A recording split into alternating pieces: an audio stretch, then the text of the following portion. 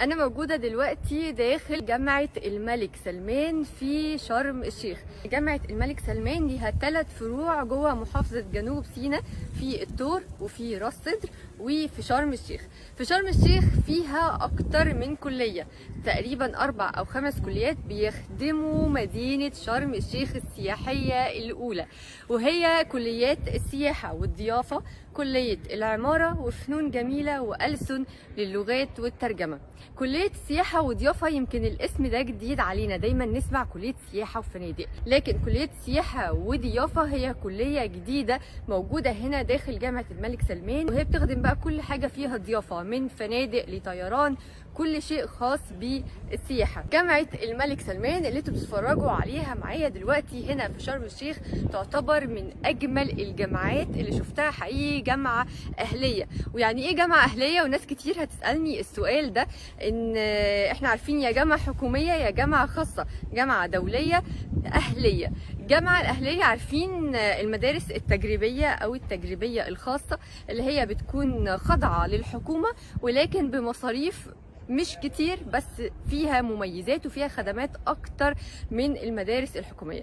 كذلك جامعة الملك سلمان الأهلية هي بمصاريف لكن أقل بكتير جدا من مصاريف الجامعات الخاصة الدولية، وفيها مميزات وخدمات تخدم الطلاب على مستوى دولي عالمي يستحقه الطالب وهو بيتعلم هنا في مصر، وفي نفس الوقت بتخضع للحكومة. موجود هنا طبعا سكن فندق جامعي يليق بالجامعة الجميلة جدا جدا دي، على مساحة كبيرة جدا، تقريبا كلها يعتبر 3/4 الجامعة لاندسكيب وحمامات سباحة وورد في كل مكان، نخل وشجر في كل مكان، رؤية تخليك تحب المكان وتحب الجامعة وتحب الدراسة وعايز تفضل في الجامعة تدرس فيها.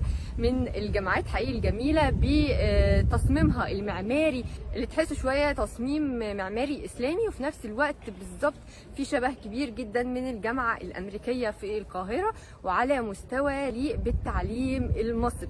موجود طبعا في الفندق الجامعي مطعم وحمام سباحة وغرف فندقية. زي ما انتم شايفين اللوبي بتاع الفندق تحسه كده فندق 5 نجوم، حاجة في منتهى الجمال يليق بالجامعة الدولية اللي موجودة هنا في مدينة شرم الشيخ. كمان موجود حمام سباحة أولمبي، وموجود ملاعب تنس وكورة، موجود كمان مكتبة كبيرة جدا بتخدم الطلاب في أبحاثهم الجامعية. الدراسة هنا على شكل برامج تعليمية، ومش أي حد بيخش الكلية، وفي ناس كتير جدا قالوا إن هم قدموا في جامعة الملك سلمان بس ما اتقبلوش، مع إنهم جايبين مجموع كبير جدا في الثانوية العامة أو مؤهلين إن هم يدفعوا مصاريف الجامعة. هنا بيختاروا بعناية الكوادر اللي فعلا هيخرجوا من الجامعة دي يفيدوا المجتمع ويفيدوا بلدهم ويفيدوا نفسهم قبل أي شيء. ومبسوطة جدا إن موجود التنمية التعليمية اللي تستحقها محافظة جنوب سينا. شكرا ليكم، اشوفكم في فيديوهات جديده ان شاء الله، واكيد هصور لكم جامعه الملك سلمان في الطور اللي قد جامعه الملك سلمان في شرم الشيخ 4 مرات، وجامعه الملك سلمان في راس سدر، وفيديوهات كتير جدا عن المشاريع التنمويه اللي بتحصل على ارض مصر وخاصه في جنوب سينا.